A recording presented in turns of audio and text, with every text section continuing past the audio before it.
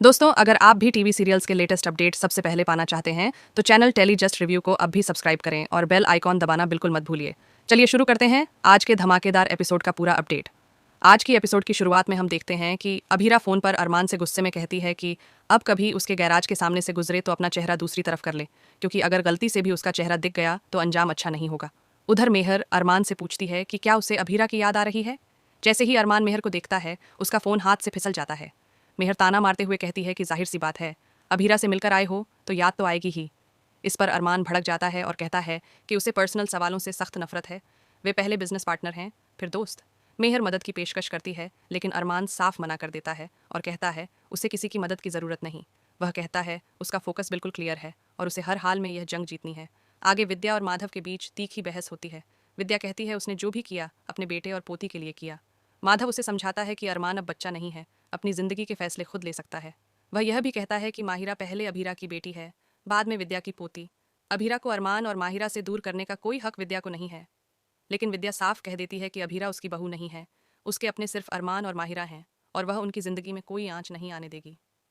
Hostel में माहिरा मुक्ति को संभालती नजर आती है, जिसे पैनिक अटैक जैसा महसूस हो रहा होता है। दवाई देने के बाद भी जब मुक्ति को राहत नहीं मिलती तो वह अपनी माँ का लेटर ढूंढती है। माहिरा उसे अभीरा का लेटर देती है। लेटर पढ़ते ही मुक्ति को सुकून मिलता है।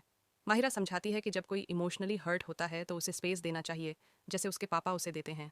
दोनों के बीच इमोशनल बॉन्ड और गहरा होता दिखता है।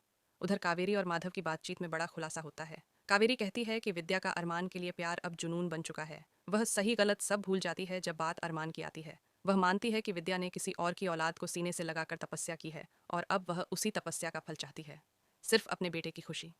इसी बीच माहिरा और मुक्ति एक प्लान बनाते हैं।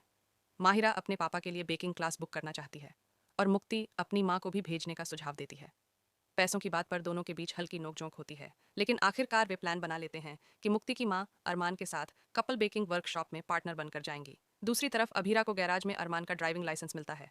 उधर अरमान गुस्से में आइस बात ले रहा होता है और इधर अभीरा उसका लाइसेंस आग में जला देती है, मानो पुराने रिश्ते को खत्म करने की कोशिश कर रही हो।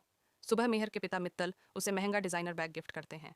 बातचीत में पता चलता है कि मेहर को अभीरा के अरमान की जिंदगी में वापस आने से स्ट्रेस हो रहा है। मित्तल उसे समझाते हैं कि गुस्से में कोई गलत कदम न उठाए।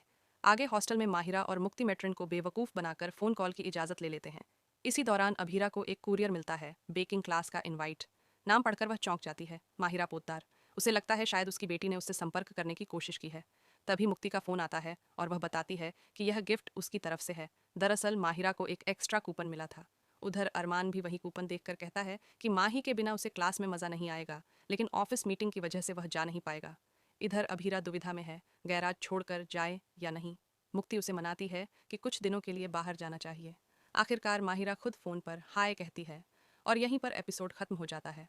तो दोस्तों, यह था आज का पूरा अपडेट। आगे क्या अभीरा और अरमान का आमना सामना होगा? क्या बेकिंग क्लास नई शुरुआत बनेगी या नई जंग की वजह? जानने के लिए जुड़े रहिए टेली जस्ट रिव्यू के साथ।